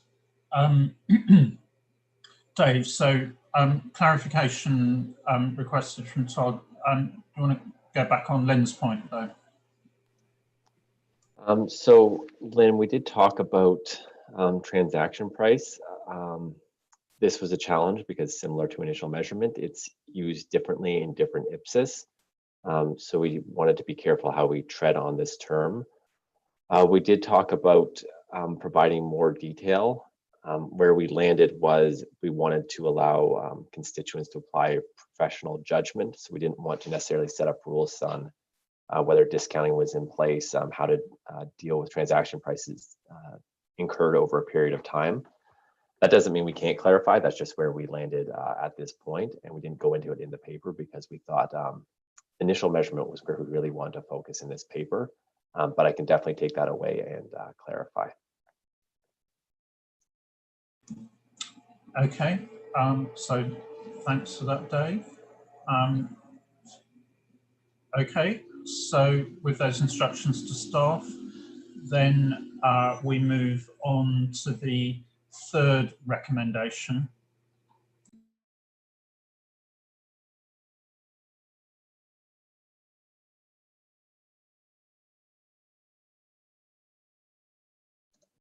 So the third recommendation, and this is where we tried a new term to reduce crossover with subsequent measurement, but here we introduced measurement in the financial statements, and this applies to periods after initial measurement and recognition in the initial set of financial statements and any set of financial statements subsequent to initial recognition in those financial statements.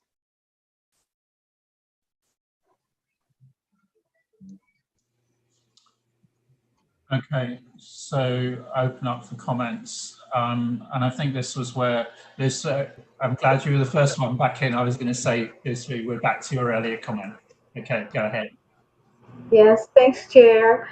I disagree that the term measurement in financial statements should be used or applied to reflect the approach to measurement taken in the FS financial statements prepared at the end of the accounting period. I suggest that we retain the subsequent measurement terminology, which should refer only to the measurement taken in the financial statements prepared at the end of the accounting period. So we stop there.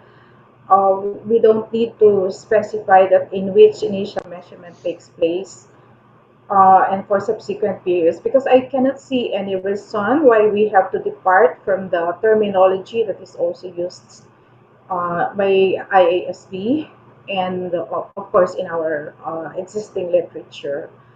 So for measurement which takes place at the end of the period, of course it is more proper to use the term initial measurement to be consistent with its definition. Thanks, Chair. Thank you, Lucy. So I'll go to Lynn next. So again, this comes back to the point that I made earlier. I guess this could be used as a term that because at each financial statement stage you will potentially look to remeasure. But the way that it has been used, to my mind, was saying that I didn't do anything between my transaction price until the end of the financial period. And I don't agree with that.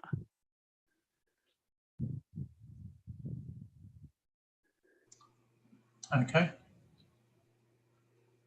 So two views there from Lucy and Lynn in terms of retaining subsequent measurement rather than moving to that term measurement in the financial statements.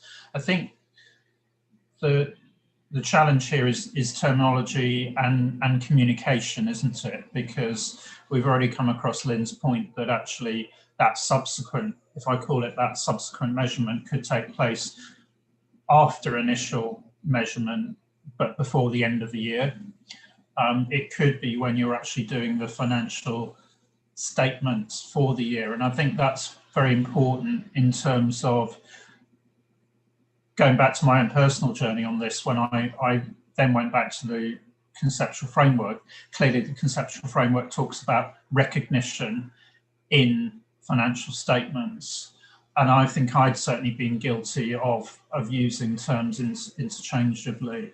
So really the key thing here is us actually being clear about what we mean. So if we retain the term subsequent measurements, as I think Lucy and Lynn were recommending, then we would have to be clear that we attach that to that process of recognition in the financial statements, or that it's consistent with that. And I think there, then there is, as I spoke that, I realised there is a problem then with Lynn's point about this process of remeasurement might actually happen within the initial reporting period. So I just wonder if there are any other points that members want to raise, bearing in mind we have to bridge between that term, if we use the term subsequent measurement, and the points about recognition in the financial statements. David, do you want to reflect anything here as task force chair? I mean, it is a difficult one. I mean, as you know, Chair, I mean, I've said on a couple of occasions, we need to be careful about moving away from terminology that is, well, I say well understood. I'm not sure that's quite true, but people think they understand and they use it. So I can sympathise with a view that maybe we should keep the term subsequent measurement. But if we do, I think we need to be very clear in our explanation of what we mean, because, picking up on one of Lynn's points, some entities will, depending on their the software that they've got, I mean, they could be remeasuring, if they're on the current value model, they could be remeasuring their assets, let's say, every month, and using that information to generate a monthly depreciation figure, which they then use for their monthly management accounts. But if you're a different entity, you probably haven't got that sort of sophisticated equipment, and like you said, you might actually only be remeasuring sort of as you're preparing your financial statements, and then you calculate your depreciation. I mean, there's a whole range of practices out there, and I think what we need to do, and I think you have to leave it to staff in the task force, is to try and come up with something that tries to get that across. And if we can perhaps use sort of generally understood terminology, then we will. But I think we need to have a sort of put our towels around our head again and have another think. Mr. Warren. Okay, thanks, David. And I think it is trying to reflect this as much as possible and ground it in practicality. Lindy, as a preparer.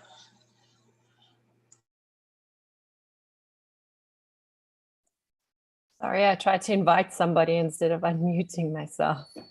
So I think we need to be, I appreciate what we want to do here, and I think we should just say what we want to mean, and that is subsequent measurement in the financial statements. just include the subsequent measurement with the financial statements, because I don't think it's always clear. So then we can deal with initial measurement, whatever they do interim, because it's clear IPSAS only applies to financial statements in any case, but let's be clear then in that. Yeah, thanks. Okay, thanks, Linda. And I saw thumbs up from members as you were speaking. Thomas. Yeah, I'm just wondering whether we are losing ourselves in technical issues which are probably not helpful when we talk about measurement in the accounts and measurement in the financial statements. Because in the end, I think we need, from a public interest perspective, we need to think about why are we doing this? And I think if we look at the conceptual framework in the first paragraphs, then we are saying the objectives of financial reporting are to provide information about the entity that is useful to users. And this is not in the management accounts. That is not talking about how to measure things in our registers or whatever. This is how we kind of display information in the financial statements in the end. And therefore, I think we should focus on measurement understood by what value are we using when we talk to users in the public interest. I think that's probably kind of decreasing the confusion a little bit. So I think, Thomas, you're right, but there's a practicality that underlies all this, and that's what we're trying to bridge. So, that practical side is why we've dealt with initial measurement. But here we need to be very clear about recognition in the financial statements, and subsequent measurement will support that. It may also support in-year reporting, but in what goes in our standard, you're right, we have to focus on what goes in the financial statements, what is recognised in the financial statements. Scott. Yes, it's probably more of a question than anything else. Thank you. Is that we may be thinking subsequent measurement is all about external financial reporting on some quarterly basis, a year in. But keep in mind, a lot of governments still prepare financial statements even for internal use and for use as electoral and other things. So I think we ought to be clear in here what we mean by subsequent measurement. I think it's broader than just what gets issued in a formal set of financial statements. There's a lot of financial reporting that goes on other than a set of statements with footnotes. And I think we ought to be clear about that.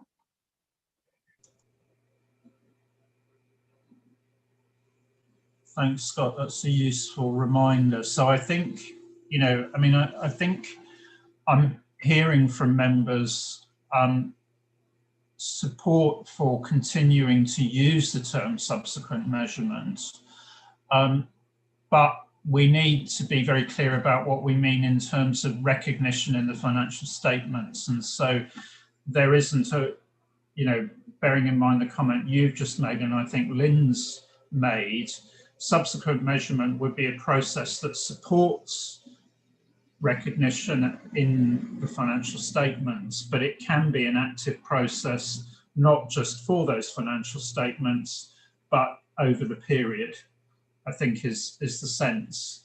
And therefore what we need to do then is make sure that staff actually, if you like, define as appropriate in a way that actually reflects that it's not a one-for-one relationship with recognition in the financial statements.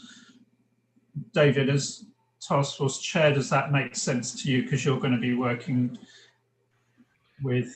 Yes, it does. I mean, and I think I would also make the point that just because we're discussing it here today and there's been an issues paper, doesn't necessarily mean that everything that we've discussed and everything that we've defined is necessarily going to be in the core standard. What this session is really to give us a grounding, which we can then use as we take the development of the standard forward.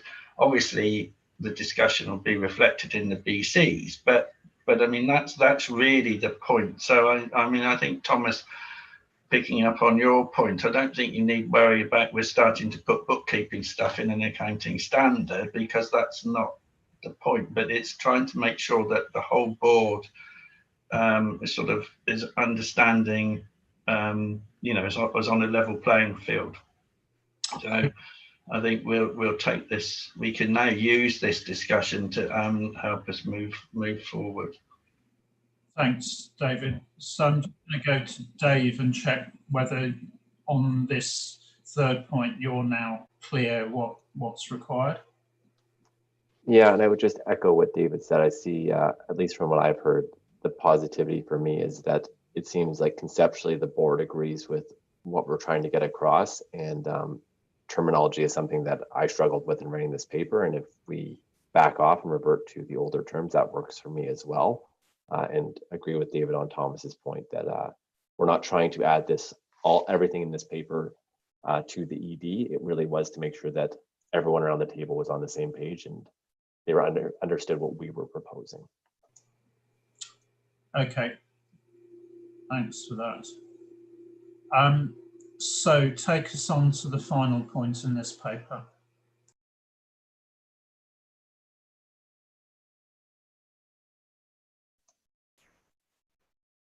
So the last point is still on subsequent measurement, and this is the measurement model applied for measurement in the financial statements will depend on the accounting policy selected by the entity.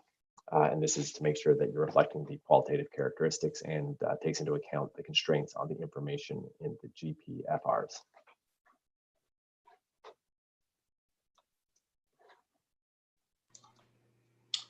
Okay, so take comments on that.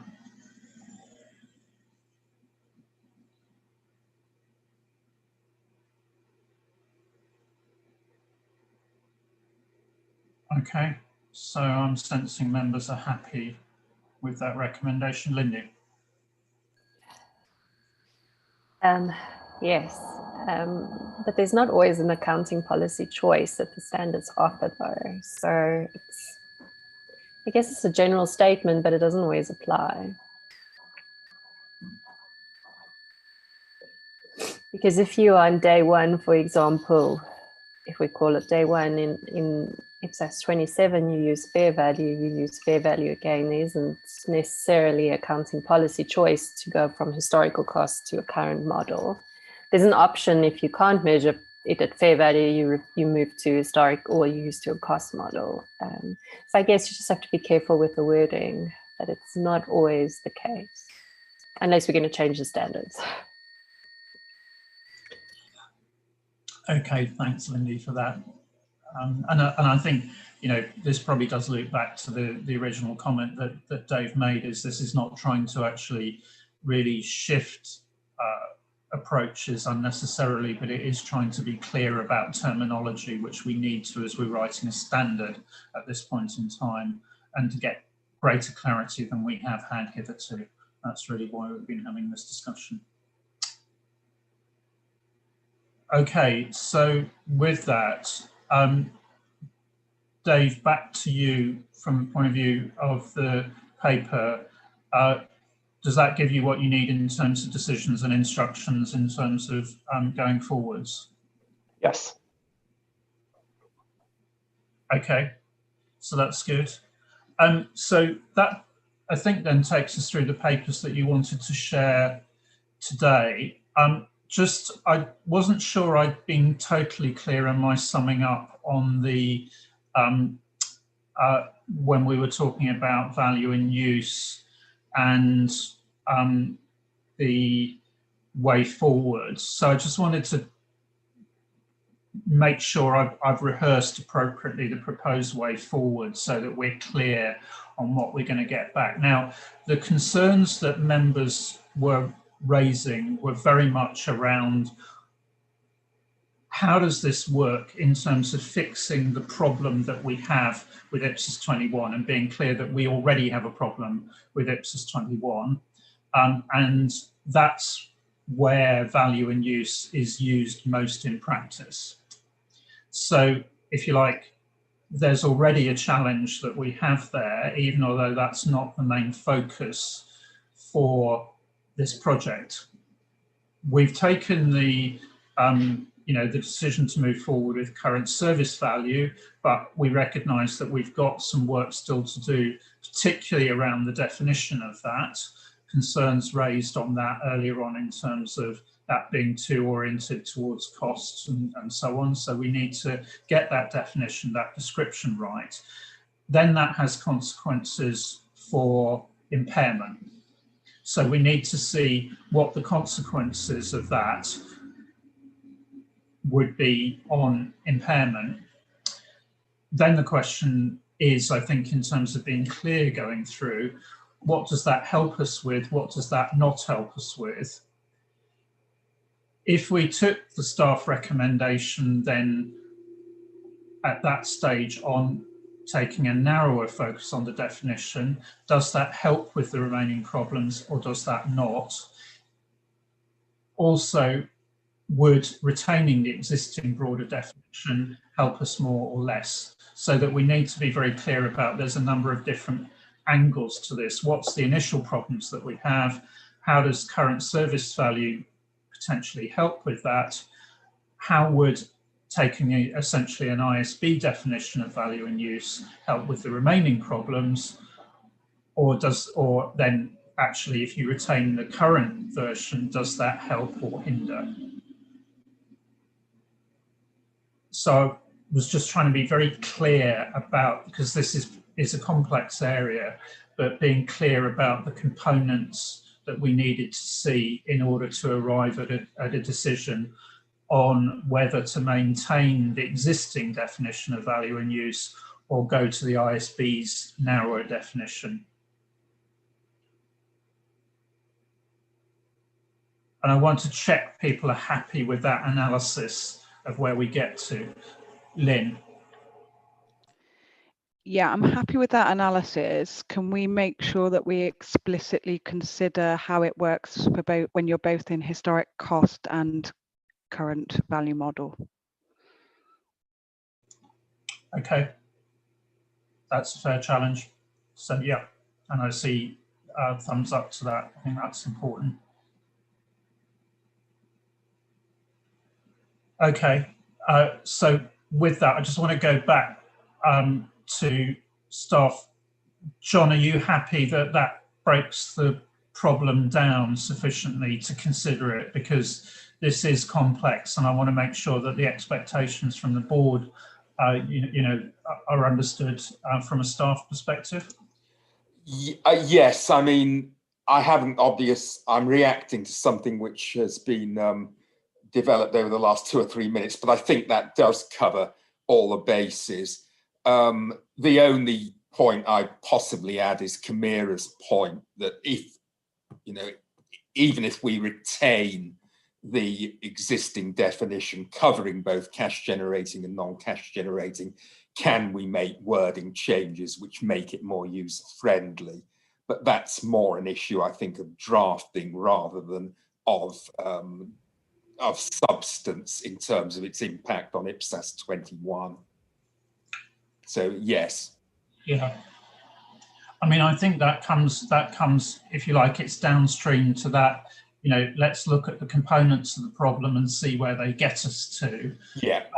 And then do we need then to start, changing either the existing definition of value in use or the ISB's definition of value in use in order to fix problems. And I think, there's a danger of having too many variables here. So we need to go through that analysis in that very deliberative way that I'm proposing in order to be able to land this, I think, from the guidance point of view. Yeah, I certainly agree with that. I think any wording changes are second order to the analysis that you've sketched out. So fine. Okay. Thanks, John, for that. Okay, so with that, Ross, I think it's probably back to you at that stage. Thanks, Ian, and I think that closes the agenda for today for the public part of the meeting. So I would propose a short break to allow everyone other than members to log off and